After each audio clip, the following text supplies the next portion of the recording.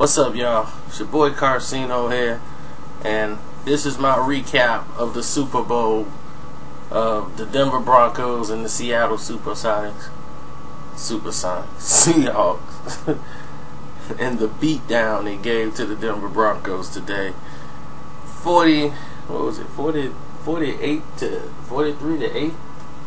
43 to 8.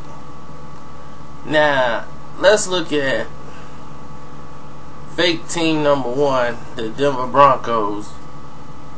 Arcade offense. Couldn't stop anybody. Dip and dump. No real receivers. All they did was get by with all this dip and dump and all this Omaha, and all that garbage. And when they played a real team that plays defense, they got smacked in the mouth.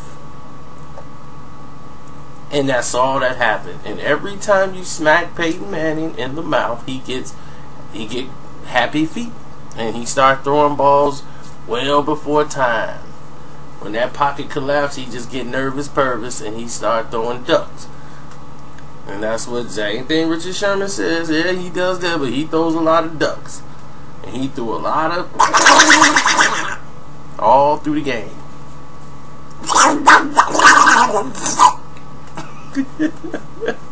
Nothing but ducks. And everybody's like, man, what's going on with Peyton Manning and the team? They down, but they okay. They'll be alright. They the number one offense. But see, when they know, this is for the people that don't know football. When you got soft ass receivers, all you gotta do is keep hitting them. No matter what they catch, 3-yard completion, pop. Thomas didn't want no parts of them boys. Where was Wes Welker and the Deckers and the white boy receivers they had? They were getting popped. That's what was happening to them little skinny white boys that was flying around there all season long catching them passes. They were getting hit. The Legion of Boom was laying the boom on them all night long. They touched the ball, pop. Don't touch the ball, pop. Nobody was crossing through the middle. Nobody was setting those picks. Nobody was doing any of those things because they were getting hit. Everybody into the plays. You wasn't in the play. Guess what you're getting? Hit. And that's how you play football. But they promoted you that Denver Broncos was so great at everything, that this game was going to be a rout because they were so great, and the great Peyton Manning, and he did all this offensively. But you look at the statistics, Seattle was the number one defense. They had a very accurate quarterback who don't turn over the ball a lot. And then you have the Denver Broncos is the worst special teams in football. Out of all the teams in football, the Denver Broncos special teams are the worst. Then they wear them bad luck orange jerseys where they always get slaughtered in. They've never won in them orange jerseys that I know of. Every time they won the Super Bowl, they had on the whites. Once they wore that orange, bad luck orange crush, they got crushed. So they need to stop wearing the orange crush, just bury them, and just go right on ahead and don't wear them no more. But with Peyton Manning, this is what's going to happen. You're not going to win a Super Bowl with him because he's nervous purpose. He wouldn't have had the one that he got if it wasn't for the Bears quarterbacks messing up and fumbling the ball all over the place. The defensive player won that because he wasn't doing nothing with the Bears defense. And then they didn't want to give Seattle their credit. Seattle made them play bad because Seattle was smacking them around. They got dominated.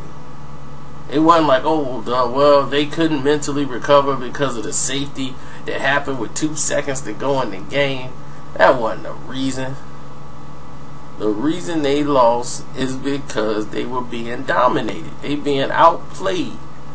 And I'm tired of them. Stop calling Russell Wilson a game. He's a game manager.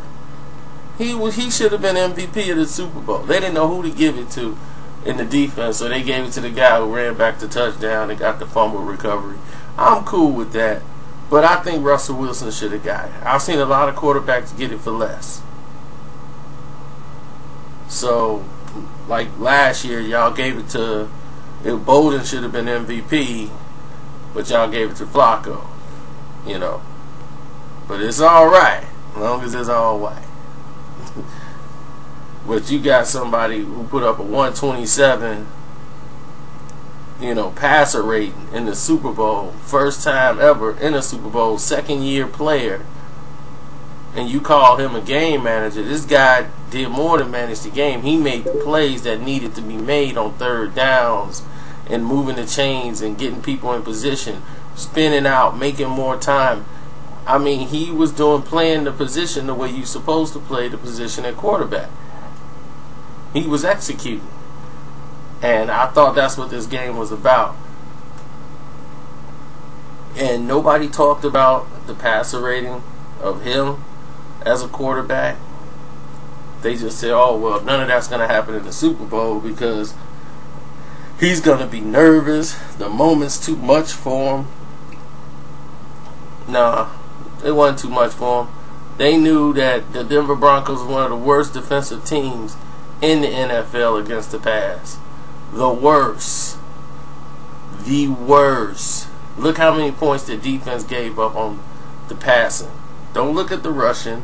Look at the passing. They knew they could take advantage of those terrible corners in Denver. And y'all think the score is a shock? Only thing that's a shock is that it was so wide for so long. I thought Denver would score at least more points. But when you keep popping people around and turning over the ball, it's going to happen because people are not going to run their routes the same way. They're getting hit every time they touch the ball for 3-yard gains. They're being punished. This is the results, and I'm happy. Justice is served. It's only the second time a black quarterback has won the Super Bowl. I'm very happy for that notion, and I'm out.